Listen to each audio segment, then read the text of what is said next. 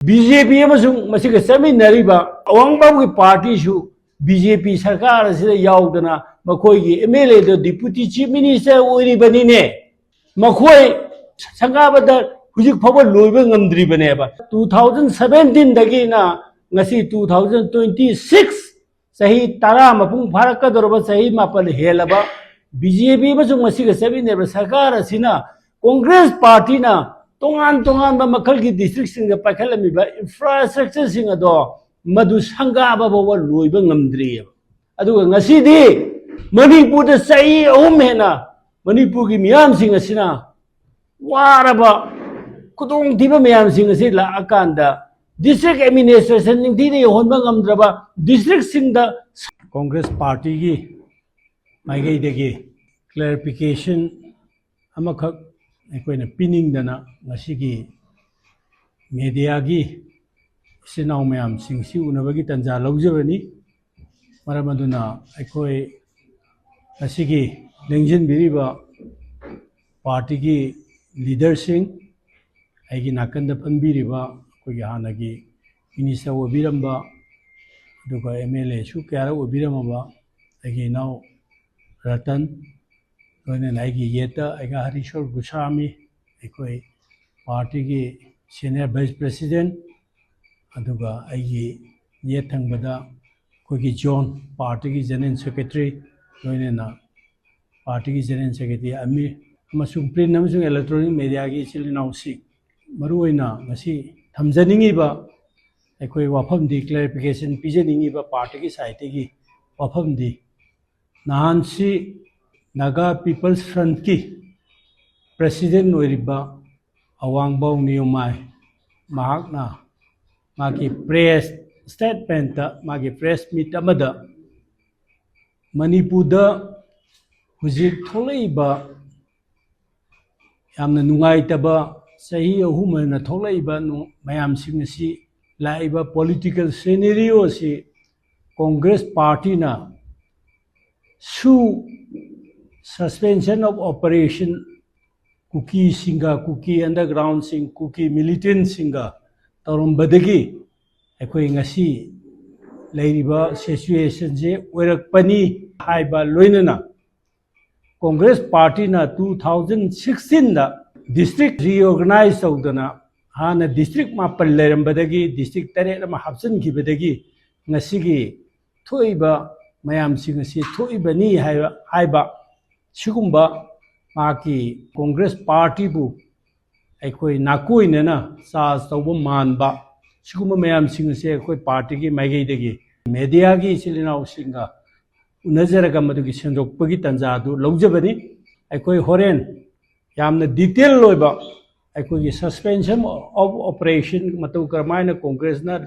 Taugi Karigi Damakta Taugi Bano Aduka Kari condition Aikoi Shu tripartite talk sita kari yawi haibana sigma mayam singdo horen aikoi Dr. Ratan thambigani aina wahau dog oina aina clarification ama khotang aina thamjaning base karino haiba kanda 2016 da aikoi gazette notification sida leijare 2016 da December ki tarik 9 da hana leiba district mapan nadugi mathakta anova district taret ama Hapsan dana ekoi punna district Manipur ngasi mak district taruk lai bese matam madugi Congress ki government matam madugi chief minister ngasi mak party ki president obiriba Siri Okam Ibobina chief minister oiba kanda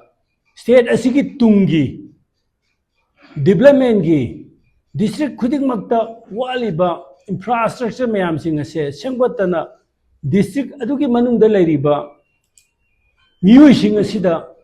district administration ki Kudung Saba, development ki Kudung Saba, Kuding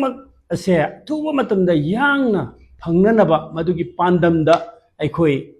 district singer to Kaido Kibane, Kariguma political agenda matata, Kaido Kibanate, Aduga, Loirana, Matamatuda district Kairopa Matamda, Manipuri Miamna, Tongan Bakang, Tongan Bazati singer, around the Kibane. Say, for example, Jiribam says subdivision in the Leramane. Impali ski Makada. Jiribam say mapung baba district amu oiraba kanda district amagi tawam tawba infrastructure mayam ama aikoi ngasi sengbattana ngasi sagatliba district amu oibagi khudong chaba mayam ama subdivision adugi manungda leiramba praja singda madugi khudong chaba sing ado pinanabane ba government ki development program sing ase praja singda harthengna yaunaba district administration se yaunabane ba madwaida aikoi gi district sing si politically gain राजनीति की खुदों चाब खर फंगनब खाइदोखिबगी मौंग मानबदा ngangai ado madugumba wafam sing madu arandani matamadu da congress na district khaido khibising ase aikoi development da yumham moraga district tu da leriba hana lejeram ngaktane subdivision sing ado adugi manungda madugi district boundary kamai khaido kadege district boundary ki commission semdana madugi kana na member oigedege haibana sing yam detail loina phajana tarokanda mapung oina development district administration se yaunanaba ngasi congress party na kanna honadana manipur gi kachin koyada manipur gi length and the breadth sidaisa manaba development ama saukotpa manipur ama khuding makta education da oibai health sector da oibai khuding makta praja sing asida manaba madugi khudong saba mayam sing ama aikoi phangannaba hotnaramba aduga congress ki matung da laiba sarkar sing bjp amasung masiga seminariba party sing ki sarkar laba kanda kang khong jara kanda district ki administration sing phajana district sing aduda mapung phana administration yohonba ngamdra kanda congress party na district khaidu ombadagi ngasi ki phibam maji oiribani haibase akoi angakpa phawe achaw district singda infrastructure semgalabi besing ase masi aina muhanna media ki khuthang da haidraga su miyam ne khangabane civil secretary sing district khuding makta ana layangi hospital sing district khuding makta akoi tongan ba akoi ki sports ki oibe khuding makta akoi praja sing sigi horaiba naharol sing sigi tungi mirol gi dawde yenga infrastructure create torma mayam do ngasi bawa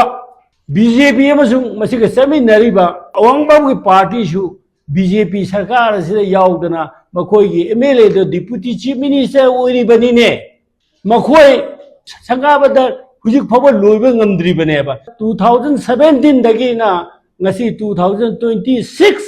sahi tara mapung pharaka doroba sahi mapal helaba BJP amasung masiga seminariba sarkar asina congress party na tongan ba makal ki district sing da pakhalami ba infrastructure sing ado madu sangaba ba loiba ngamdri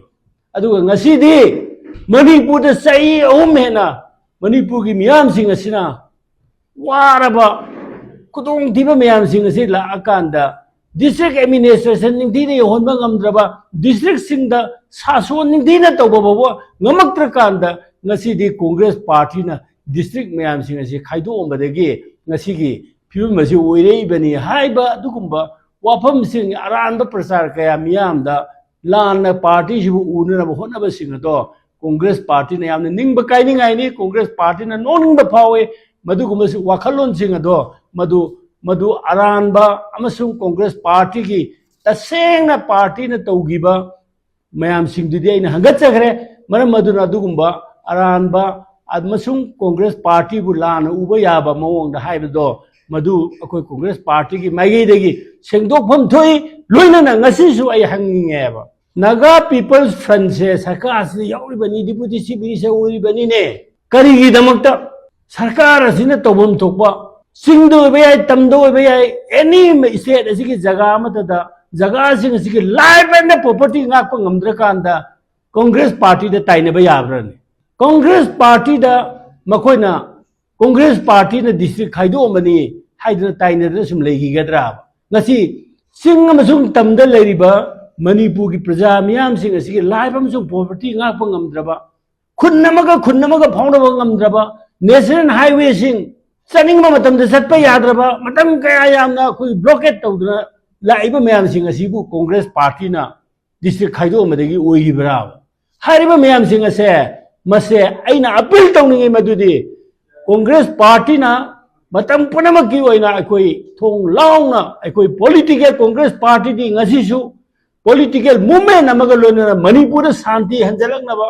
Manipur da tangdu leita ba ma porak na ba Manipur da ngasi shokri ba akoi kai ba mayam sing ase atuba matam da akoi mase normalcy lang na ba congress party na di akoi ki political will namaga loina na political movement namo ina sangen jari ba ne ba maramaduna अखोई Congress party ना तराना वही मधुदे any Manipur दे लेबा national party वगैरह regional party वगैरह मणिपुर की interest की दमकता करिगुम थबक खरा तौबा मतमदा अखोई कांग्रेस पार्टी न मतम पुंबगी होइना अखोई सपोर्ट तौजगनी लोइना ना कांग्रेस पार्टी ने तौरक थबक खुदिमकतसु अखोई मधु सहयोग तौबिबम थोई मसे पॉलिटिकल मूवमेंट नमा ओइना अखोई संगजन जरी बने कांग्रेस पार्टी नदी ngasi boba अखोई अदुगी अदागी राजनीति की खुदोंग जाबा नतग राजनीति की खुन्नबा नति अखोई न हाइजरी असिंग बदुनेबा अखोई ngasi जो हाइरी अखोई न हाइरी ngasi की सरकार से लिट तौबियो all पार्टी की पॉलिटिकल डेलीगेशन में दिल्ली दे चछे फेडरल पार्टी न हाइबा गमदबा बीजेपी न हाइबा गमदबा दो पॉलिटिकल पार्टी मयाम सिंह की म्यूट ओइबा कांग्रेस पार्टी की म्यूट सिंह अखोई प्राइम मिनिस्टर दा होम मिनिस्टर दा भारत के अदुगुंबा लीडर सिंह अदुदा अखोई मणिपुर की ओइबा फिवम सिंह असे निधि जना अखोई हाइदना तौजे हाइबसे अखोई मतम सांग दगी हमना अखोई हाइरा अबने कांग्रेस पार्टी न प्राइम मिनिस्टर न क्यारे अखोई अपॉइंटमेंट सिक तौई पिरखिदे होम मिनिस्टर उनना पिरखिदे लोइना गवर्नमेंट असिदसु नखोइना सरकार से पाइबनी नखोई दिल्ली दसु नखोई की सरकार लेरिबनी नखोई ने लीड तवकांदा पॉलिटिकल डेलीगेशन में चतना अखोई दिल्ली की अदुम लुचिंग बसिंग प्राइम मिनिस्टर तासिन नद्रिबा खंजन नद्रिबा प्राइम मिनिस्टर सिंग खुद का मानदब दौना अखोई द फाउरिबा मयाम सिंग से मसी निंथि जना हायर काना मणिपुर दा तंगदु लेताबा मा पुरनबा होनसी हाइबसे अखोई लाउदन लाई हाइदन लाई मरम अदुना अखोई स्वाइदा कांग्रेस बु लाना उननबा सिगुंबा पॉइंट कया अमा हाइजन बसे मसी अखोई कांग्रेस पार्टी की माइगेदगी संगदोक जरी सिगुंबा राजनीति की खुदोंग चाबा लौनबा होनबिगनु कांग्रेस पार्टी ने तौगिबा खुदिमक मणिपुर की दमकतनी मणिपुर मियाव की दमकतनी अदु अखोई मणि तुंगी अफबा चाखत मणिपुर की दमकता अखोई ने तौदना हाइदोखिबा तौगिबा ngakतनी मरम अदुना मखा ताबा अखोई सुगी करिगी मतंगददी